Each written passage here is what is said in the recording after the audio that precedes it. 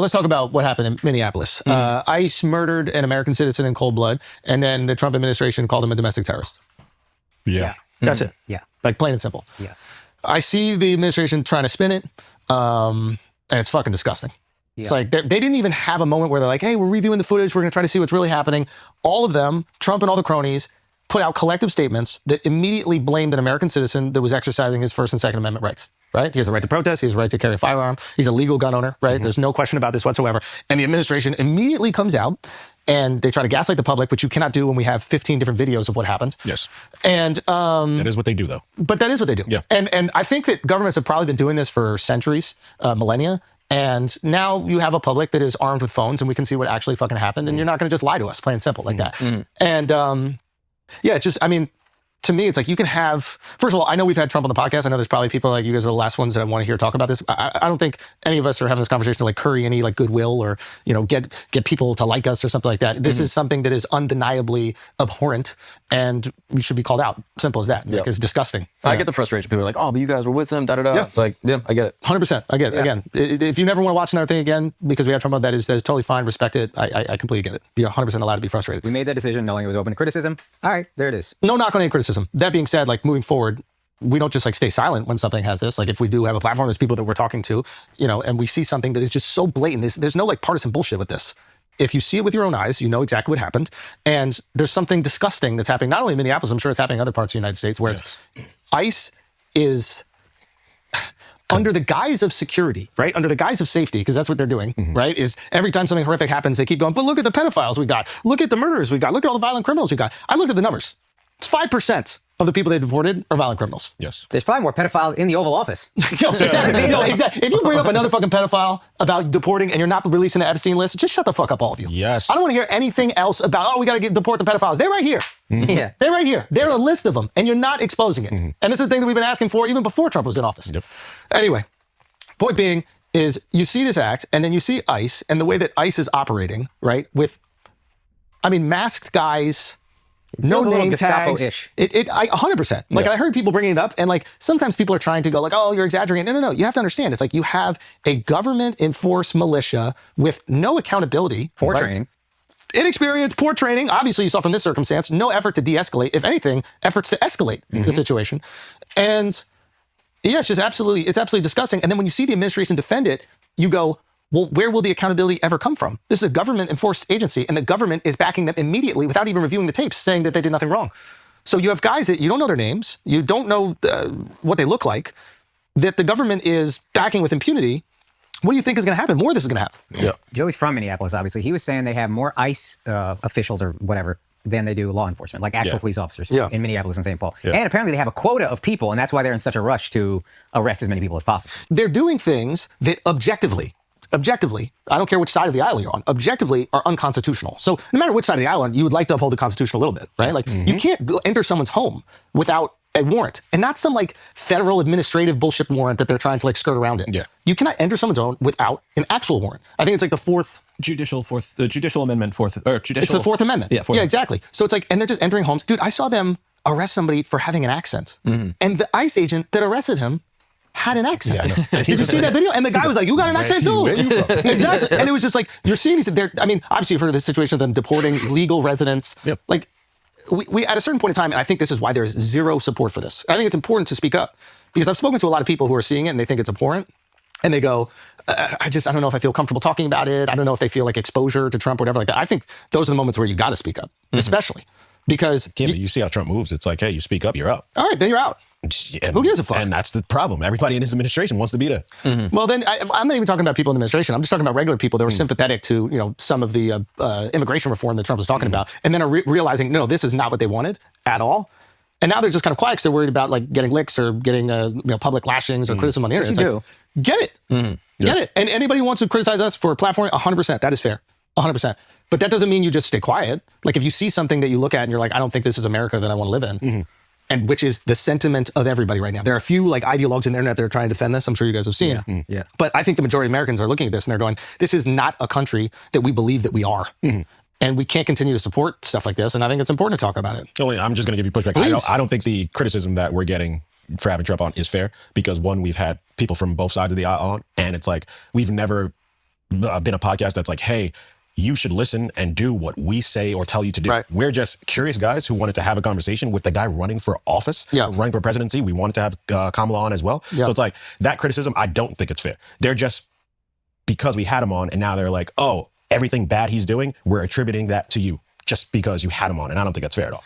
Because that's not what you wanted. If he came in here and said like, oh, hey, we're going to forcefully remove all of these illegal immigrants the way that they're doing it, we wouldn't be for that. And it would have been a lot of pushback. I mean, You we even said that. specifically pushed back. I specifically told him, I was like, dude, you hired illegals. You know, like I was taken care of by illegals. Like, let's have a pathway decision. Let's have some empathy. And he's like, we're going after the criminals. And maybe I naively believed that he would do that. But it's very clear, like just by the numbers, that that's not what's happening. Yeah. And they're using this bullshit of like, we want to make sure you guys are safe and secure. How is this more safe?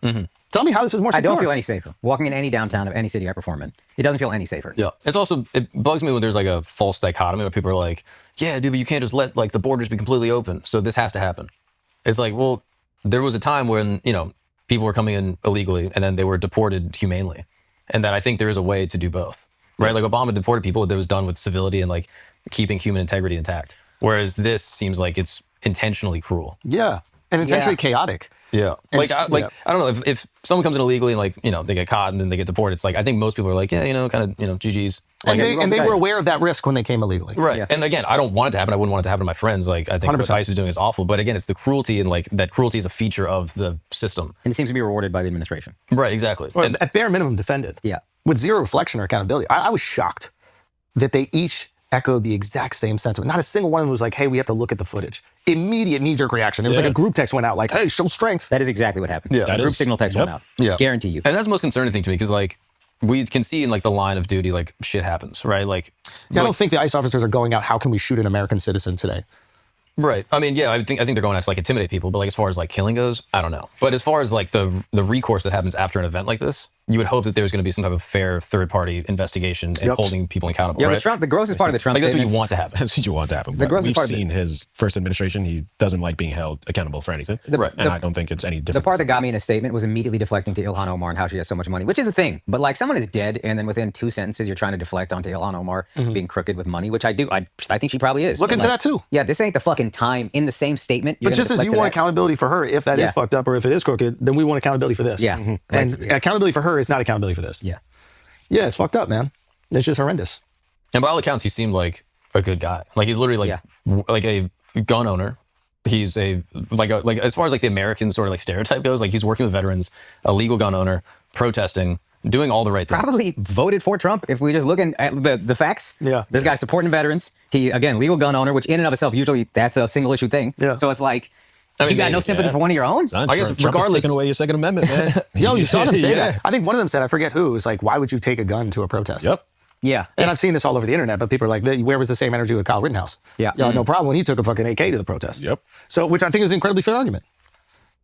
Yeah, it's, Yeah, even talking to like my conservative friends, it's like, imagine in the future, which this probably wouldn't happen because I just don't see it being a feature of the Democrat Party. But like, imagine 2 cycles from now, you have a Democratic president that's like, hey, we want to make sure every gun owner in America has the right paperwork, all the right registration for their instead weapons. of going after illegals, they're going after gun owners. But you just want to make sure everyone has the right paperwork. That's They're all. stopping you in the street. They're like, you look like a gun owner. And they're sending mass people around to people's houses that have guns. They're like, hey, we just want to make sure you have all your weapons. Is that cool? Da da da. Like it would be pandemonium. Like everyone would be like, why are you doing this? And You'd I be don't- furious. I don't want to push back against that too. I don't want to live in a country where you just have like mass agents going around like checking people and rounding people Yeah, up. but because it's happening to brown people, people voted for it.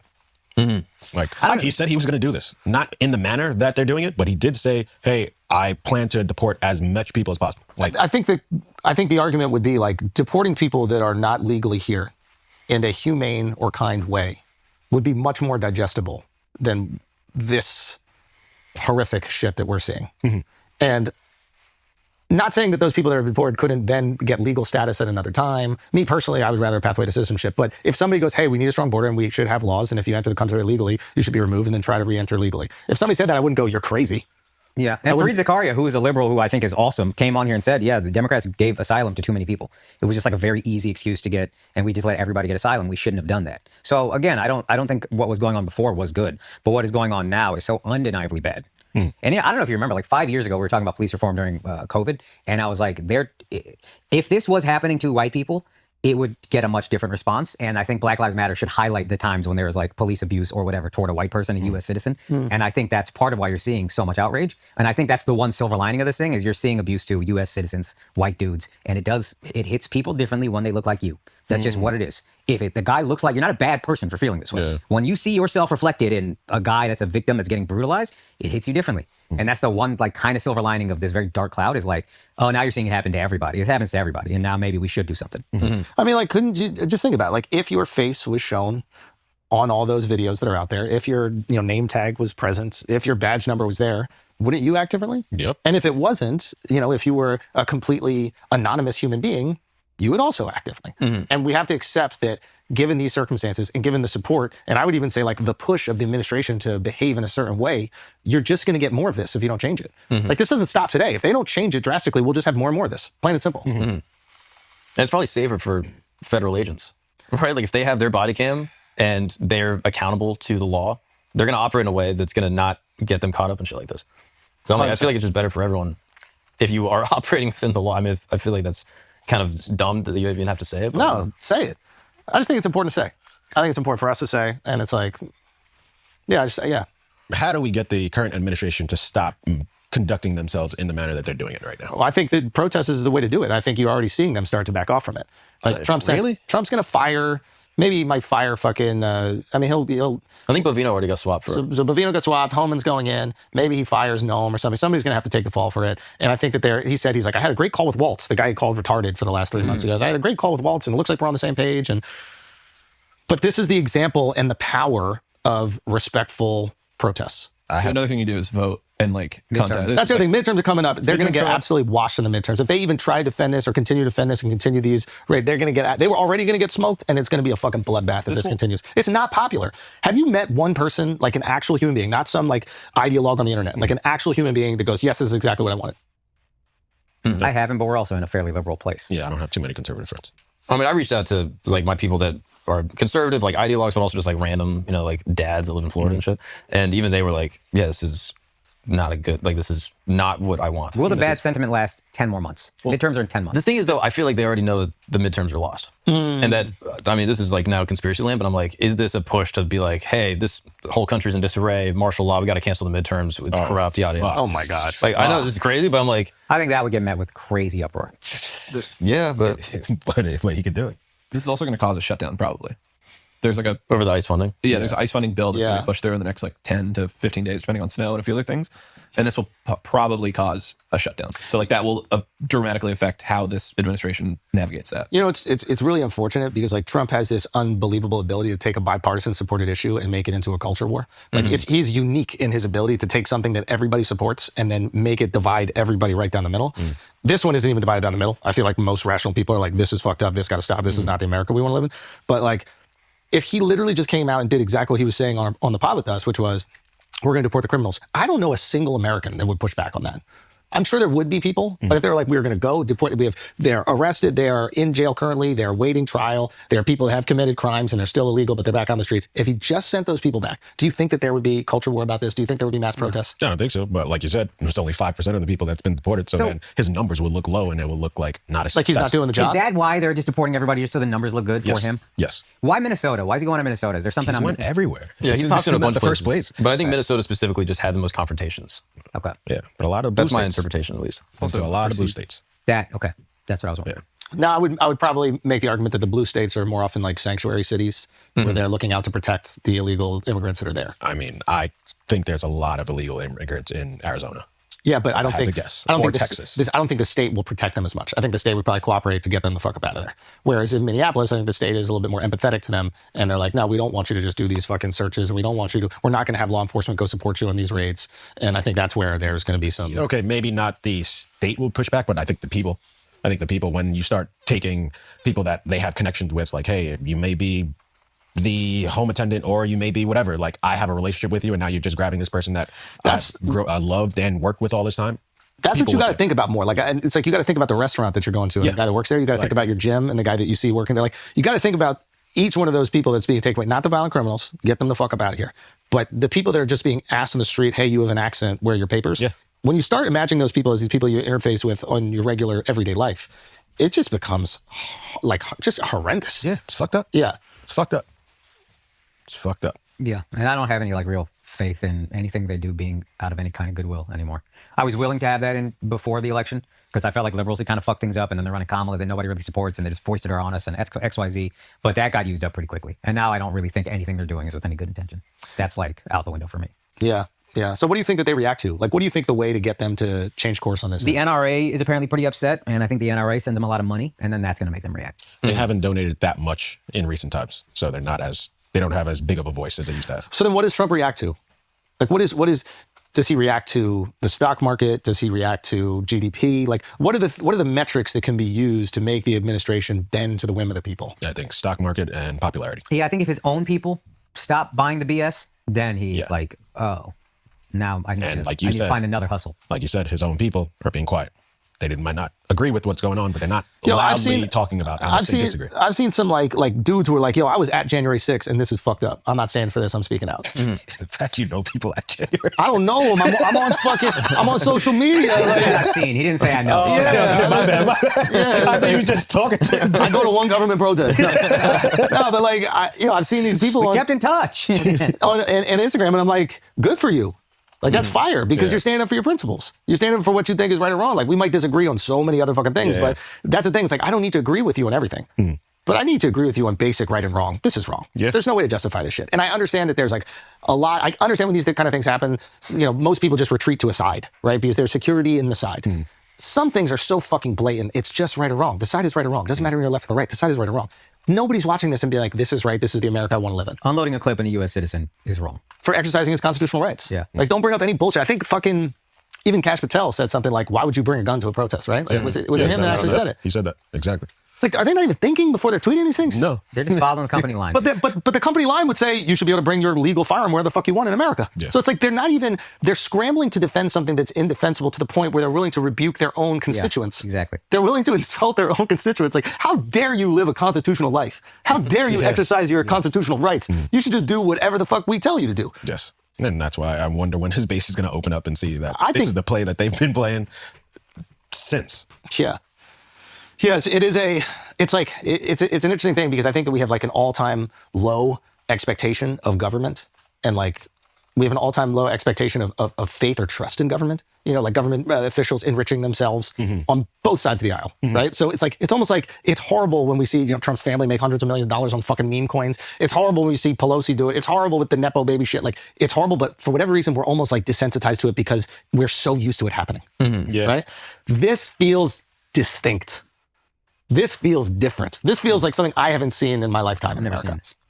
Do you know what I mean? It's like, this isn't like run-of-the-mill political corruption and cronyism. And to me, this doesn't feel different. Like during the BLM stuff, like I feel like cops were killing people and immediately they were trying to turn the person who died into the aggressor and like make them the reason why that situation happened. Like Philando Castile. Yeah. Like, like before an investigation happened, it was like, oh, wait, he sold drugs back in the day, or he's a user or a gang member or something like that. That's a fair point. So this is not new. That's a fair point.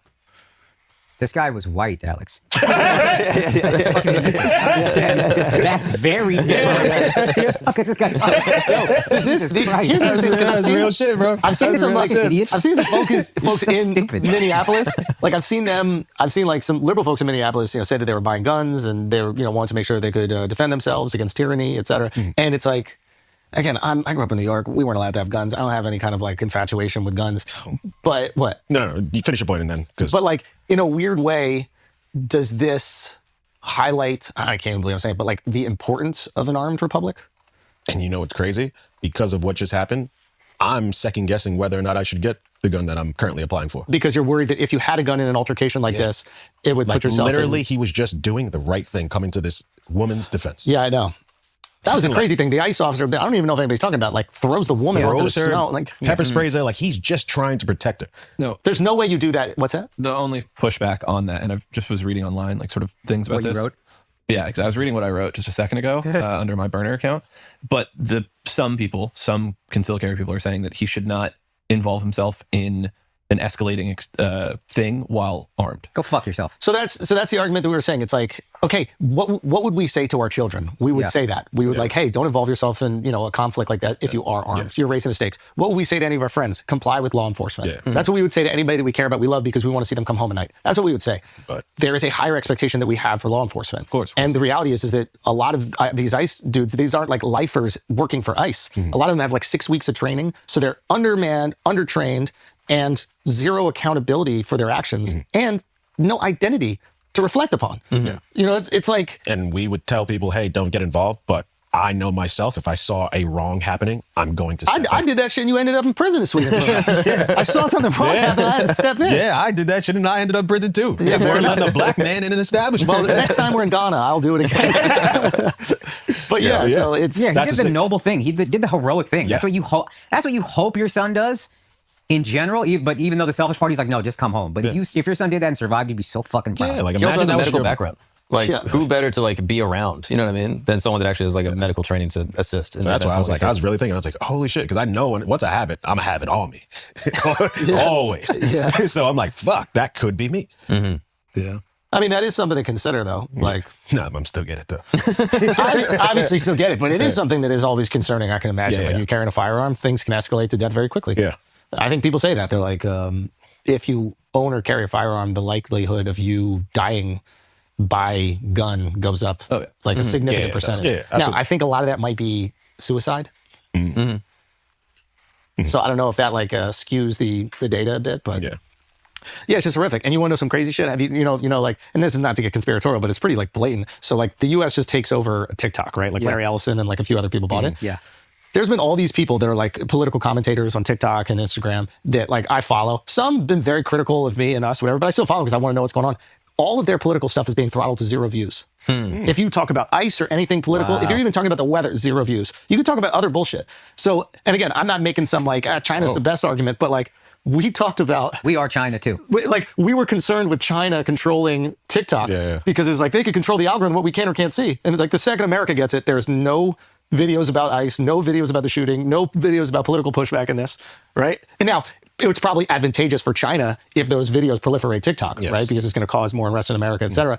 But it's crazy. The second that we get control of it, it just so happens to be a data outage at a data center. Wow. It just so happens. Yeah. Wow. It just so happens. It's the biggest political controversy of the year right now in the United States of America. The biggest social media platform in the world just isn't working. Yeah. Wow. And people's views throttled to 0. They don't even know how to throttle it right. You throttle it to like 100,000 views. They throttle that shit to 0. Wow. Yeah. That's like Russia. That is like state-sanctioned censorship. I don't right think there. they care how it looks. I don't think they care about optics. Well, you saw the CBS 60 Minutes thing? They're like, what were we going to do for... did you see this? You guys sent it to Robbie sent me this tweet. They're like, what are we going to do for 60 Minutes this weekend? This is this past Sunday, right? This is this past Sunday. They're like, we're going to do a movie night. Now, again, maybe they had this booked weeks in advance and they have to do it according to scheduling. They didn't have a story set up. Like, I'm sure there are other arguments you can make, but it looks incredibly Tone deaf.